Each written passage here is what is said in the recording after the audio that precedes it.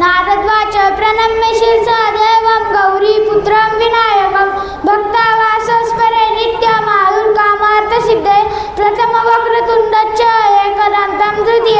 द्वितीयकक्षपिङ्गक्ष गजवक्रं चतुर्थकं लम्बोदरं पञ्चमश्च षष्ठविकटमेव च सप्तम विघ्नराजेन्द्र धूम्रवर्णं तथाष्टकं नवम बालचन्द्रश्च दशमतु विनायकम् एकादश गणपति द्वादशी तु गजाननं द्वादशैतानि नामानि इति सन्देह पठे नरं न च विघ्नभयतस्य सर्वसिद्धिकरं प्रभु विद्यार्थी लभते विद्या धनार्थी लभते धनं पुत्रार्थी लभते पुत्र मोक्षार्थे लभते गति जपते गणपति स्तोत्र